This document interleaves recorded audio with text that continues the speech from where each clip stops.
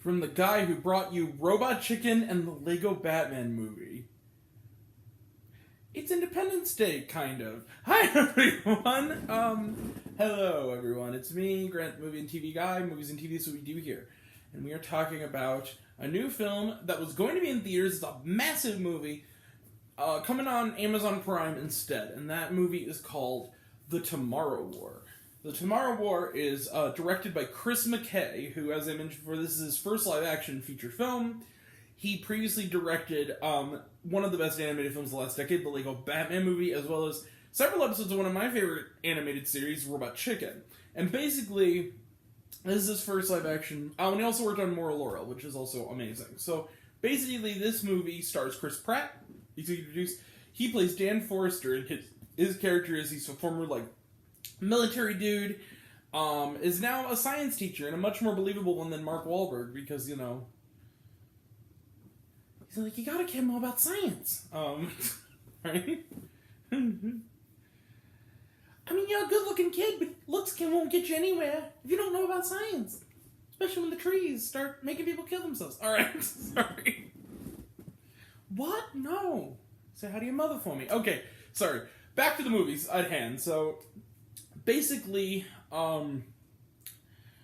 he's a family man. He's married to his wife, played by Betty Gilpin, and he has a little daughter named Murray. Murray, yeah. And so basically, it's Christmas time, 2022. They're watching a soccer match, and then all of a sudden there's like a beam of purple light, and out comes some grunts from the future who tell, in full military regalia, and they tell them, we're from the year 2051. We are the children and grandchildren of people from this timeline, and that the population is down to about 500,000 people because a group of alien monsters known as the White Spikes have basically made mankind their dinner platter. And so now they need regular people with some skill from this year to help save the future. And the way they're going to do it is they're going to find people who are fireworks. Are Happy July 4th, everybody, by the way. But they are people who are already dead by 2051, as they kind of talk about one scene, to basically prevent a space-time paradox. And the battle is on, and soon Dan Forrester along the way might rekindle his bond with his estranged father, played by J.K. Simmons, as well as bond and befriend a officer from the future, played by Yvonne Strahovska, who might very well have a connection to his past, and adventures ensue, and Sam Richardson is delightful and full of humor, and it's fun. Okay, I'm going to come out right out with this. Richard Roper, in his review of Transformers, the first one, described this as the cinematic equivalent of eating the biggest box of Junior Mints you've ever seen and washing it down with a whole bucket of popcorn down your gullet and an extra large soda. There's no nutritional value, but it's fun. The Tomorrow War is no nutritional value, but it's fun. And what I like about it is kind of Independence Day-ish. But what's actually kind of neat about it, one thing that does kind of separate it from the pack that I like, is that it says that science is cool. Like, actually learning in school and, doing good will actually save the human race? Lit. I like that. I think that's really cool. I think that's a really awesome thing to teach the young people who will inevitably watch this movie. Chris Pratt is great as always. He's, Chris Pratt. He's the man. And he delivers a good performance. His scenes with Yvonne Strahovski are good. And also, can we talk about Sam Richardson for a second? So this guy, who's in one of the movies from this weekend that I absolutely loved, which was Where Was Within, and he was the lead in that. He's supporting in this. This guy is a movie star. This guy is great. He's funny. He's charismatic. He's awesome. I love Sam Richardson, and he's really good in this. He gets some great lines. There's a scene a little late in the movie where they're in a thing, and he seemingly loading up a pistol, because they're all soldiers. And one of the officers says to him, it's not even loaded. And he goes, yeah, it's a pressurized cabin. They load it up, the pressure will pop the thing open and we'll all die. funny. So like he's really neat. And basically, you got all these really good actors. But that's not to say that it's perfect. Boy, blimey Charlie, it's not. First and foremost, it's very silly. Some scenes do border on unintentionally funny, especially when they have those kind of dramatic, Snydery slow-mo moments. One particularly involving, which is, mind you, cool looking, but it's just kind of like, oh my god. Involving falling off of a platform toward the maw of an alien and her going, ah. It's a little too much. Also, Betty Gelpin, who's really shown her badass credentials in last year, an underrated movie from last year, The Hunt. It's like a really good Blumhouse exploitation action comedy. Doesn't get really a lot to do here. She's kind of just there to be the doting wife and kind of give some helpful exposition that'll help in the climax, and really that's it. She's not really a big factor in this, which is a bummer. Because Betty Gelpin's great also on Glow. The late great Glow, which ended very unceremoniously and is a really terrific show.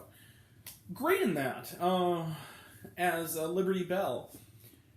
But, despite all that, well, they didn't use enough of J.K. Simmons, but they used him more, so I guess I'd give that a pass. Little girl who plays a little Mary is quite cute. She's not, like, movie kidding it up. She feels very natural. Her scenes with Chris Pratt invest you in the father-daughter relationship. You buy it. Not much more to say. I enjoyed the Tomorrow War. It's fun. It's totally... It's also very long. I feel like that's become a common criticism for me for movies this summer, is that they have about maybe 10 or 15 minutes at least that they just don't need, where it just feels like bloat. Like I said that about, I think about F9, which I also gave a positive score to, but I'm just like, it's just a little long. But then, like, you have movies like In the Heights and The Sparks Brothers, which are 2.5 hours and move like a bullet because you're having a good time. But you could feel the length more here. But despite that, I do recommend the Tomorrow War, just for the fun it is. Enough. It's not worth waiting 2 blocks for, but it's certainly worth a matinee. I'll give the Tomorrow War 3.5 out of 5 stars. Some people are loving this, some people are hating this. I'm in the middle. I like this film. I don't love it, but I might not watch it again of my own accord unless I'm watching it with a friend or something, or maybe like a family member, like, hey, you want to watch the Tomorrow War? I'm like, I've already seen it, but why not? Otherwise, I probably wouldn't watch it again all the way through, but I enjoyed it for like a one and done. So, yeah, the Tomorrow War. Was the book on a 3.5 out of 5 stars? Okay. Also, I wanted to tell you all also before we get to the rest. Let's get to the rest. Trailer Trash None, watched on Amazon Prime. Was it trauma? No, there wasn't. So, before we get to what's coming up. We're halfway to our goal. So I said a few videos ago, and I'm still working on my Good Burger video, don't worry, that's still going to happen too. In fact, I might do that this week. We have some downtime this week. We're not going to do as many videos. I'll probably do that and solo a Star Wars story. I also want to do a re-review, because I did it on Instagram, but I want to do kind of a re-shot version for this, of an unfairly overlooked for the movie Dark Shadows, which I have a poster for. A movie I really liked, a Tim Burton movie from about a decade ago. Good flick. I kind of want to do an unfairly overlooked on that.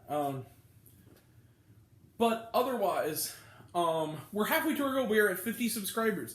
If we can get to 100 subscribers, I promised that I would do a special editorial where I talked about my craziest and worst movie-going experience in a theater with an audience. And I kind of like... Let's put it this way. You guys ever see Chris Stuckman's video, 2 videos he did, that it was a rant on annoying moviegoers? This is my rant on annoying moviegoers. So it's actually a really funny story that had a lot more going on than I even anticipated. So 50 more subscribers, whenever that is. I'm not going to put like a stamp on it, but if we can get to triple digits, I'll tell you that story. So right then and there, or shortly thereafter. So up next, though, on the docket, this week, we have some things I forgot about. So, I even though it doesn't usually fit my criteria, I think I'm going to do a TV review of Season 2 of I Think You Should Leave with Tim Robinson. It's this really terrific show on Netflix that I think more people need to see. Season 2 is coming out, I'm going to binge it, and I'm going to talk about it. Maybe doing it as an unfairly overlooked. And then we're going to talk about, Thursday, we're talking Black Widow. And then we're also talking about Atypical Season 4 on Friday, and we're also going to be talking about Fear Street Part 2, 1978. Anyone who watched the last video knows I quite loved Fear Street Part 1. I really am excited for Part 2 and Part 3. And then we also have Fear Street Part 3, of course, and then we also have, I already got my tickets, Escape Room Tournament of Champions, next, the Thursday the 15th, and then also Friday the 16th, we have, Space Jam. I also was gonna rent and watch, this new action film coming out with Alexandra Daddario called Die in a Gunfight. It's coming out in July, in a couple weeks. I'm also going to review, Never Have I Ever season 2, as well as Loki season 1, and we're also going to talk about, at the end of the month, Why Women Kill season 2, and, High School Musical, the series season 2. And then tomorrow, actually I almost forgot. So tomorrow, and also we're going to talk about that new He-Man, Masters of the Universe cartoon that Kevin Smith is working on. But we're also going to talk about, then tomorrow, I almost forgot. Okay, tomorrow we're going to do probably a two-part video bonanza on the midterm report. We are now entered July, which means the end of the second half, so it's going to be the best and worst movies that were released initially in the first half of 2021, between January 1st and June 30th. So, the best and worst movies, and one for the best and one for the worst. That'll all be next time, and until next time, I'm Grant, the movie and TV guy. See it all. I'm happy to share it with you. I love you all. I appreciate you all. I love you all, class dismissed. I love you 3000. Be kind to one another. And go check out Tomorrow War. It's worth your time, just for fun. It's a little long, but I enjoyed it. Okay. Thank you all. Take care. See you soon.